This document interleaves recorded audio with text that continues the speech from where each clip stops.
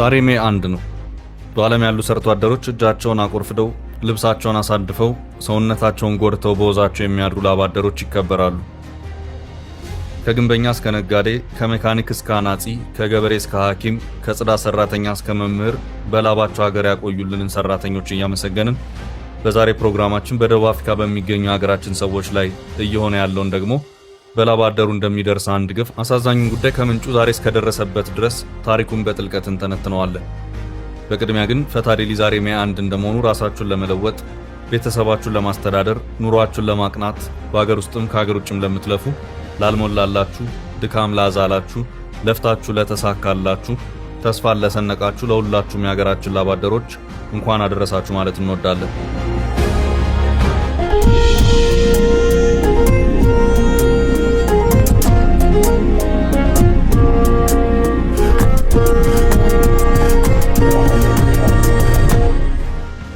እቺ ሴት ዛንዲሌ ዳቡላ ትባላለች። ስደተኞች በላባቸው ሰርታ ያገኙትን በጉልበቷ ታወድመዋለች። ኦፕሬሽን ዱዱላ የተባለ ንቅናቄ መሪ ናት። ኦፕሬሽን ዱዱላ ስደተኞች በጉልበትም በግፊትም ደቡብ አፍሪካን ጥለው እንዲወጡ የተጀመረ እንቅስቃሴ ነው። ሴትየዋ ከዚህ እንቅስቃሴ መስራቾች መሃል አንዷ ነች። ራሷን እንደ ፖለቲከኛ ትቆጥራለች። በአንድ ወቅት እንደ ፖለቲከኛ ተኳኩላ ቴሌቪዥን ጣቢያ ላይ ቀረበች። ጋዜጠኛው ጠየቃት። ፍሮንትላይን ስቴትስ ስል ወደ አእምሮሽ የሚመጣው ምንድነው አላት። ፍሮንትላይን ስቴትስ ምንድነው? ግራ ተጋባች፣ ተደናገጠች። የምትመልሰው ግራ ገብቷ ስትደናገር አጠገቧ የተቀመጠ ሰው አየህ፣ ስለ ፍሮንትላይን ስቴትስ ምንም የምታውቀው ነገር የለም ብሎ በህዝብ ፊት አዋረዳት። እሷም የምትሰጠው መልስ አልነበራትም። ፍሮንትላይን ስቴትስ በደቡብ አፍሪካ የነበረውን የዘረኛ አፓርታይድ ስርዓትና በሌሎች የአፍሪካ ሀገራት የነበረውን የነጭ አገዛዝን ለመዋጋት በ1970ዎች የተመሰረተ የአፍሪካ ሀገራት ስብስብ ነው። የዚህ ስብስብ ዋነኛ ተልዕኮ በደቡብ አፍሪካ፣ በናሚቢያ እና በዚምባብዌ የነበረውን የቅኝ አገዛዝና የዘር መድሎ በማስወገድ ጥቁር አፍሪካውያን ነፃነታቸውን እንዲያገኙ መርዳት ነበር። ሴትዮዋ ስለ ታሪክ ምንም የምታውቀው ነገር የላትም። ስለ ፖለቲካም እዚህ ግባ የሚባል እውቀት የላትም። ነገር ግን ለሺዎች ሞት፣ ለሚሊዮን ብሮች ውድመት ምክንያት የሆነ የፖለቲካ እንቅስቃሴ ትመራለች። ስደተኞች ላይ አመጽ ትጠራለች። የዘር መድሎን በአደባባይ ትሰብካለች። ስደተኞች ከሀገራችን ይውጡ ሲሉ በዋናነት እያሉ ያሉት ጥቁር አፍሪካውያንን ብቻ ነው። የንቅናቄው የመጀመሪያ መሪ ንላንላ ሉክስ ድላሚኒ በሐምሌ 2022 ቡድኑን ከለቀቀ በኋላ በ2023 የመሪነቱን ቦታ ተረክባለች። በዛንዲሌ ዳቡላ መሪነት ኦፕሬሽን ዱዱላ ከሲቪክ ንቅናቄነት ወደ ተመዝጋቢ የፖለቲካ ፓርቲነት ተሸጋግሯል። እሷም በ2024 ምርጫ የፓርቲው የጋውንቴክ ግዛት እጩን አቀርባ ነበር። ስደተኞች ከህዝብ ትምህርት ቤቶችና ከጤና ተቋማት እንዲታገዱ የሚጠይቁ ሰልፎችን በመምራት ትታወቃለች። ቅድሚያ ለደቡብ አፍሪካውያን መሰጠት አለበት የሚል ጠንካራ አቋም ታራምዳለች። በቅርቡ በማህበራዊ ሚዲያ ላይ አንቺ ራስሽ መጤነሽ፣ ዝርያሽ የዚምባብዌ ነው የሚሉ ክሶች ሲቀርቡባት የነበረ ቢሆንም እሷ ግን በደቡብ አፍሪካ ሶዌቶ መወለዷን በመግለጽ ክሱን ስታስተባብል ታይታለች። ዛንዲሌ ዳቡላ በቅርቡ ከመሪነት ቦታዋ እንደምትለቅ አስታውቃለች። ለውሳኔዋ በምክንያትነት የጠቀሰችው በድርጅት ውስጥ ያለውን የውስጥ ክፍፍልና በፖለቲካዊ አመራር ላይ ከመሳተፍ ይልቅ በሲቪክ ማህበረሰብ እንቅስቃሴ ላይ ቋንቋ ዱዱላ ማለት መግፋት፣ ማጥፋት፣ ማባረር የሚል ትርጉም አለው። ይህ ጥቃት የታቀደላቸው ደግሞ ወንድም አፍሪካውያን ናቸው። የስደተኞች ጉዳይ በየትኛውም የዓለም ሀገር ውስጥ ማዕከላዊ ፖለቲካ ነጥብ ነው። የስደተኞች ጉዳይ በአውሮፓ ሀገራት ትልቅ ሀገራዊ ጉዳይ ነው። የምርጫ ፖለቲካም ዋነኛ የመወዳደሪያ ነጥብ ነው። ተቀናቃኝን መምቻና ባላጋራን መርቻም ነው። በዓለም የፖለቲካ አሰላለፍ ውስጥ የግራ ክንፍ ፓርቲዎች ስደተኞችን እንደ ኢኮኖሚ ደጋፊና መልካም አጋጣሚ ይመለከታሉ። በተቃራኒው የቀኝ ክንፍ ፖለቲከኞች ደግሞ ሀገራቸውን ለሀገራቸው ዜጋ ብቻ አጥረው ስደተኛ ጠል ሆነው ይኖራሉ። እነዚህ መንግስታት እጅግ ብሔርተኛ ሲሆኑ በስደተኞች ላይ በሚያራምዱት ከፍተኛ ዘረኝነትና መድሎ ይታወቃሉ። የኔልሰን ማንዴላ የደቡብ አፍሪካ ገዢ ፓርቲ አፍሪካ ብሔራዊ ኮንግረስ ቃል አቀባይ ፑሌ ማቤ ወደ ሚዲያ መጥተው ኦፕሬሽን ዱዱላ ላይ እኛም አቋም ነው ብለው ነበር።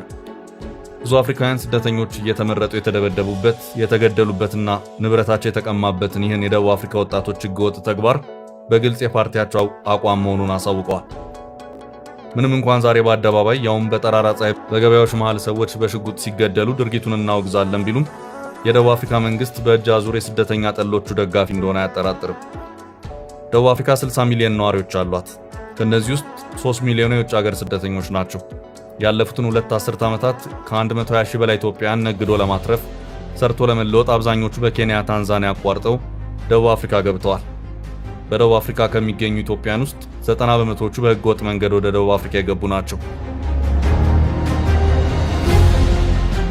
እነዚህ እያሉ ስደተኞችን በጥላቻ ቃል የሚጠሩት ቱሌ ማቤ በህገወጥ መንገድ ወደ ሀገራችን እየገቡ አደንዛዥ ዕፅ እየሸጡ ነው፣ ህገወጥ ንግድም እያስፋፉ ነው ሲሉ ይተቻሉ።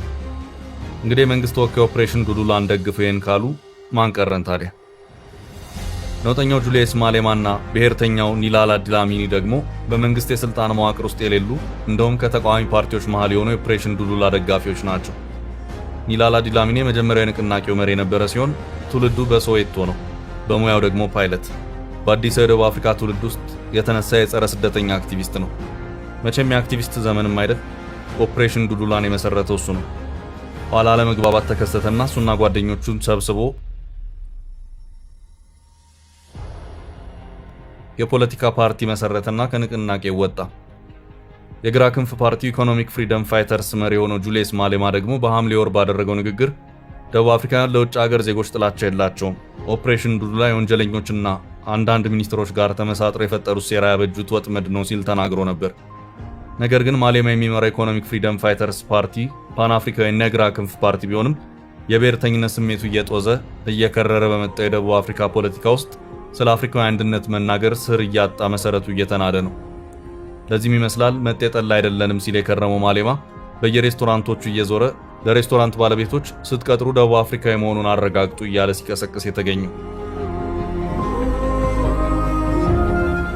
ለዓመታት ከጎረቤት ሀገራት የፈለሱ ሰዎች በአፍሪካ በኢንዱስትሪ የበለጸገ ኢኮኖሚ ያላት ወደምትባለው ደቡብ አፍሪካ በህገወጥ መንገድ ይገባሉ። ብዙዎቹም ጥቁሮች ናቸው።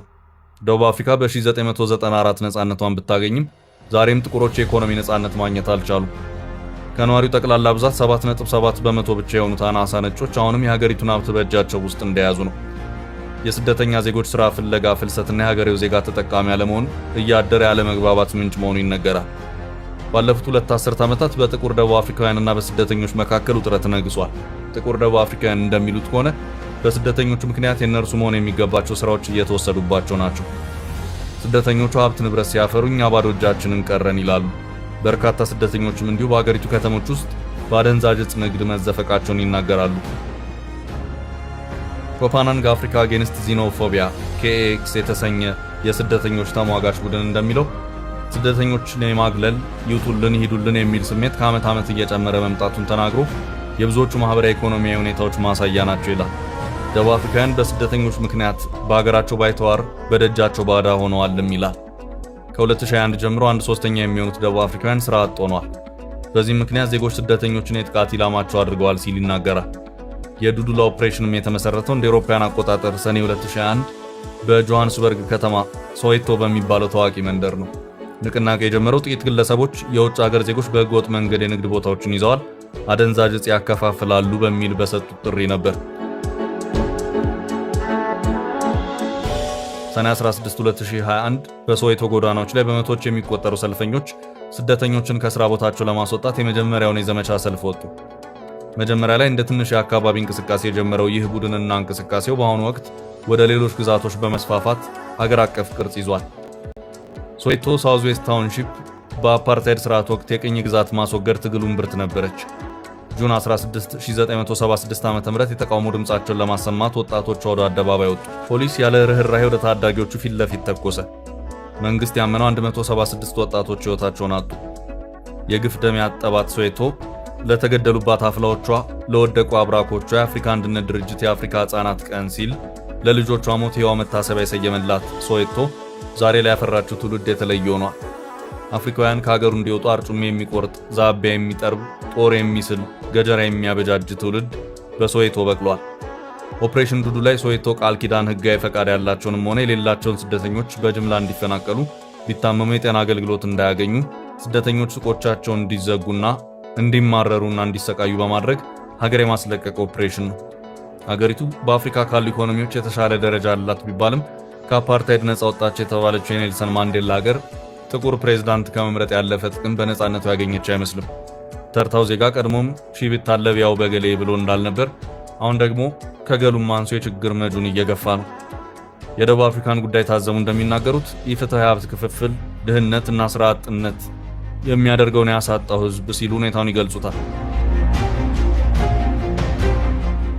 ከቀን ወደ ቀን የዜጎች ገቢ እየቀነሰ ኑሯቸው ሲጎብጥ ይህን ማቅናት ያልቻለው መንግስት ጣቱን ወደ ስደተኞች ላይ እየቀሰረ ነው። ሁኔታው የተመቻቸው መጤጠሎችም በዚህ መሃል ደም እያፈሰሱ ግፍ እየፈጸሙ ነው። ቅድሚያ ለደቡብ አፍሪካ የሚሉት የኦፕሬሽን ዱዱላ አቀንቃኞች ጽንፈኛ ብሔርተኞች ወይም አልትራናሽናሊስት ናቸው። አገሪቱ ለደቡብ አፍሪካውያን ብቻ መሆን አለባት የሚልና ስደተኛውን አግላይ የሆነ ጠበኛ መንገድን ይከተላሉ። ከዚህ በላይ ግን የከፋውና ከሌላው ሀገር የስደተኛ ጠል እንቅስቃሴ ሁኔታውን አስገራሚ የሚያደርገው ሰዎቹ አፍሮፎቢያ ያለባቸው መሆኑ ነው። ጥቁር ሆኖ የጥቁር ሰው ፍራቻ ማለት ነው። በመስታወት መልኳን ስታይ እንደደነገጠችው ነገር ነው። የዚምባብዌ፣ ናይጄሪያ፣ ማላዊና የኢትዮጵያ ዜጎች በደቡብ አፍሪካ የጥቃቱ ዋነኛ ሰለባዎች ናቸው። ዛሬ ሜይ 1 እንደመሆኑ በመግቢያችን ላይ እንዳልነው ፈታዲሊ ራሳችሁን ለመለወጥ፣ ቤተሰባችሁን ለማስተዳደር፣ ኑሯችሁን ለማቅናት በአገር ውስጥም ከሀገር ውጭም ለምትለፉ፣ ላልሞላላችሁ፣ ድካም ላዛላችሁ፣ ለፍታችሁ ለተሳካላችሁ፣ ተስፋን ለሰነቃችሁ ለሁላችሁም የሀገራችን ላባደሮች እንኳን አደረሳችሁ ማለትን ትወዳለች።